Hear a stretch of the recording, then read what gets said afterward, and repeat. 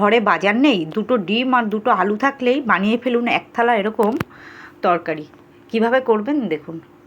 দুটো ছোট মাঝারি সাইজের আলু আমি সেদ্ধ করে হাত দিয়েই চটকে নিলাম, আর দুটো ডিম, এই থাকলেই ঘরে এক থালা তরকারি হয়ে যাবে। তাই দিয়ে সবাই 4-5 জনা ভালোভাবে দুপুরের খাবার হয়ে যাবে। সব সময় তো আমাদের প্রতিদিনই বাজারে যাওয়া সম্ভব না, আর ঘরে অনেক সময় মানে টুকটাক যা থাকে তাই দিয়ে অনেক দিন মানে এক দিন চালিয়ে দিতে হয়। তাই দেখো ডিমটা ভেঙে নিলাম, তার মধ্যে পেঁয়াজ কুচি দিলাম, লঙ্কা দিলাম, লবণ স্বাদ মতো দিয়ে আর সামান্য হলুদ দিয়ে এটাকে ভালো করে হাত দিয়ে মেখে নেব। তোমরা চাইলে চামচ দিয়েও মাখতে পারো, কিন্তু আমি হাত দিয়েই ভালো করে মাখলাম। আর একটু গরম মশলার গুঁড়ো দিলাম, ভালো করে মেখে নাও। আর বেশি তেলও লাগে না, অল্প তেলেই হয়ে যায়। দেখো সুন্দর করে ভালো করে, জল দেওয়ার কোনো প্রয়োজন নেই, জল দেবে না, ডিমটা দিয়েই হয়ে যাবে। তোমরা চাইলে এখানে আলু বেশি দিলে ডিমও বেশি দিতে পারো। যদি 3টে আলু দাও মাঝারি সাইজের, তাহলে 3টে ডিম দেবে। আমি 2টো আলুতে 2টো ডিম দিয়েছি। আর দেখো অল্প একটু তেল দিয়ে 1 চামচ, বড় চামচের 1 চামচের মতো তেল দিয়ে আমি মানে ঘুরিয়ে নিয়ে এটা পুরো দিয়ে দিলাম। দেখো পুরো গোলা রুটির মতো একটু মোটা ধরনের হবে, দিয়ে পুরোটা আমি ঢেলে দিলাম প্যানে। দিয়ে এবার ঢেকে 6-7 মিনিট রাখবো লো ফ্লেমে। এবার দেখো তুলেছি, এটা ওপরটা ফুলে উঠেছে, তার মানে 1 পিঠ হয়ে গেছে। এইবার আমি উল্টে দিচ্ছি। দেখো উল্টে দিয়ে আবার একটু তেল দিয়ে, সামান্য পরিমাণে আর একটু তেল দিয়ে, একদম সামান্য পরিমাণে, কিন্তু এটা আর ভাজতে হবে না তোমাকে আলাদা করে, তোমাদের আর আলাদা করে ভাজতে হবে না। দেখো এটা আমি সাবধানে একটু কায়দা করে দিয়ে দেবে। মাথাটা আমার একটু হয়ে গেছে, আমি ঠিক করে নিচ্ছি।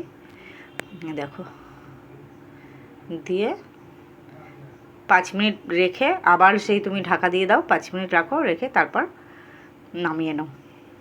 দেখো কেমন হয়েছে। এবার এটাকে পিস পিস করে কাটো, ঠিক পনিরের মতো করে। দূর থেকে সবাই ভাবে পনিরই হয়েছে, মানে না বললে বুঝতে পারবে না। এইবার তেলে আমি জিরে ফোড়ন দিয়ে দিলাম, পেঁয়াজ কুচি দিয়ে দিলাম, একদম ছোটো ছোটো করে পেঁয়াজটা কুচি কুচি করে দিয়েছি। দিয়ে একটু ভাজা ভাজা হয়ে গেলে তারপর আমি দিয়ে দেবো মশলা করে রেখেছি মিক্সারে। দেখো আদা, লঙ্কা, জিরে আর রসুন। ধনের গুঁড়োটা ফুরিয়ে গেছে, এই জন্য ধনের গুঁড়োটা দিতে পারলাম না। তোমরা চাইলে ধনের গুঁড়োটা অ্যাড করে দেবে। হলুদ দিলাম পরিমাণ মতো, লবণ